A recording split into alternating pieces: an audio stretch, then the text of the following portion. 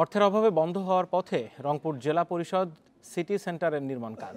স্থানীয় সরকার মন্ত্রণালয়ের অনুমোদনের অপেক্ষায় ঝুলে আছে প্রকল্পের কাজ।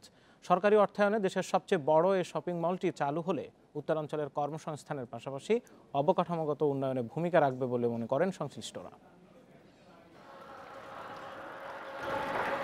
2014 সালে শহরের রংপুর জেলা পরিষদ সুপারমার্কেটের কাছে 300 শতক জায়গায় নির্মাণ শুরু হয় বিলাসবহুল সিটি সেন্টারের নির্মাণ কাজ।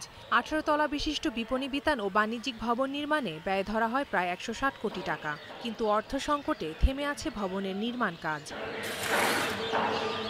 84,153 বর্গফুট আয়তনের মার্কেটে দোকান হওয়ার কথা 660টি, কিন্তু বর্তমানে কেবল পিলারই দৃশ্যমান। ব্যবসায়ীরা জানান, ব্যাংক থেকে ঋণ নিয়ে দোকান বরাদ্দ নেওয়া হয়েছে। 2020 সালের মধ্যে মার্কেটের কাজ শেষ না হলে বিপাকে পড়বেন তারা। ব্যাংকের টাকা নিয়ে এখানে এনাদের টাকা দেওয়া হয়েছে, কিন্তু আজও মার্কেট হচ্ছে না। আমরা ব্যবসায়ী, আমরা অনেক ক্ষতিগ্রস্ত হচ্ছি। আমরা চাচ্ছি যে এই কাজ আবার চালু হোক।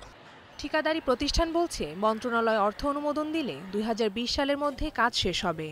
ফার্স্ট লটের কাজ শেষ হয়ে গেছে, এখন সেকেন্ড লটের জন্য মন্ত্রণালয় প্রশাসনিক অনুমোদনের জন্য মন্ত্রণালয় প্রণয়ন করা হয়েছে।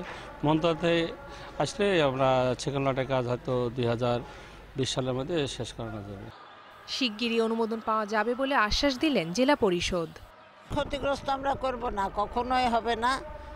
আর কাজ দ্রুত গতিতে এগিয়ে যাচ্ছে, আপনারা তো দেখছেনই। আমাদের সেকেন্ড লটের অর্ডারটা মন্ত্রণালয়ে আছে, আমরা 2-1 মধ্যে ইনশাল্লাহ পেয়ে যাব। সরকারি অর্থায়নে দেশের প্রথম বৃহত্তম মার্কেটটি চালু হলে অন্তত 20,000 লোকের কর্মসংস্থান সহ অর্থনৈতিক উন্নয়ন হবে বলে মনে করেন সংশ্লিষ্টরা। তাই দ্রুত নির্মাণ কাজ শেষ করার দাবি উত্তরাঞ্চলবাসীর। Independent news desk.